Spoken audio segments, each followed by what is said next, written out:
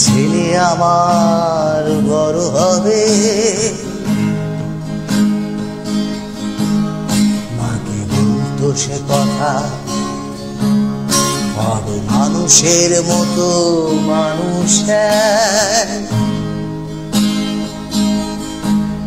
লেখা ইতিহাসের পাতায়।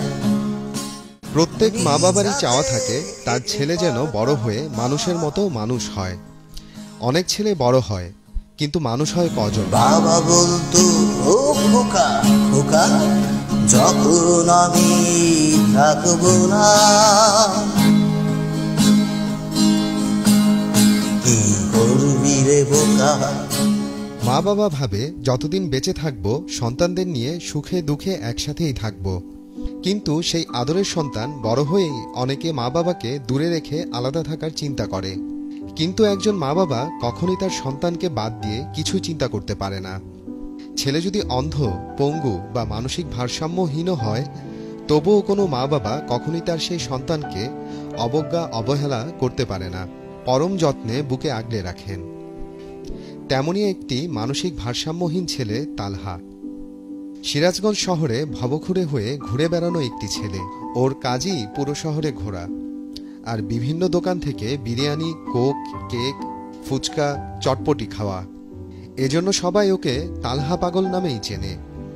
কিন্তু ওকে দেখে আমরা এটা মনেই করি না যে তালহাও কোনো মা বাবার আদরের সন্তান।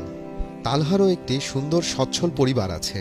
প্রতিদিন সকালে বাড়ি থেকে বেরিয়ে ঘুরে ফিরে রাতে বাসায় ফিরলেই ওর বাবা ওকে পরম যত্ন নিয়ে গোসল করিয়ে দেয়, মাথা মুছে দেয়, মাথায় হাত বুলিয়ে আদর করে। তালহাও বাবাকে শক্ত করে জড়িয়ে ধরে ভালোবাসা প্রকাশ করে। ওর কি লাগবে না লাগবে এসব দিকে কখনো কোনো কমতি রাখে না ওর বাবা। এদিকে ওর মা ছেলের জন্য খাবার আয়োজন করতে ব্যস্ত, তারপর বাবা নিজ হাতে খাইয়ে দেয়।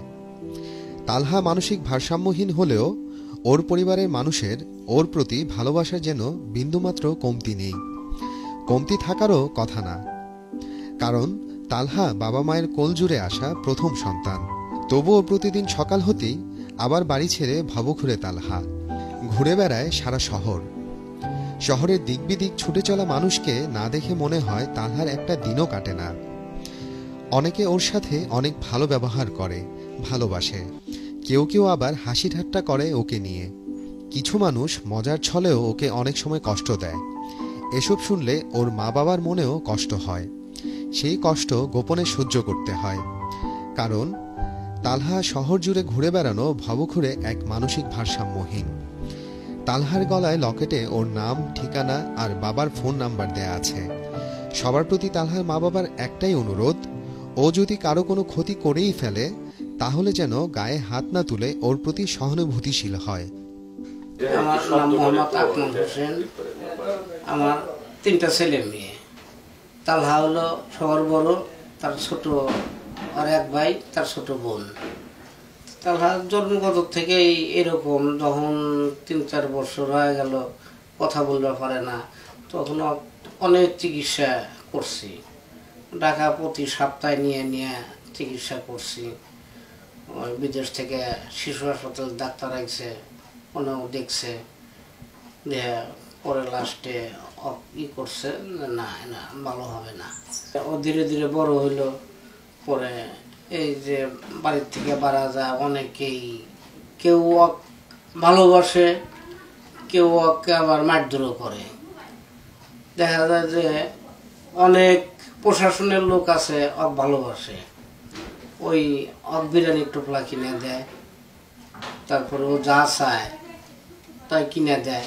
আবার কত লোক আছে দেখলেই মারধর করে, অত্যাচার করে।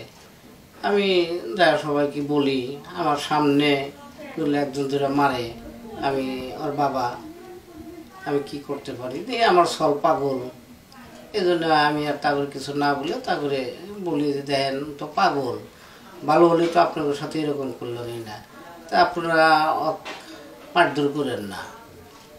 আপনাদের যদি কোনো ক্ষয়ক্ষতি করে আমার জানায়েন, আমি আপনাদের এটা দিয়ে দিন।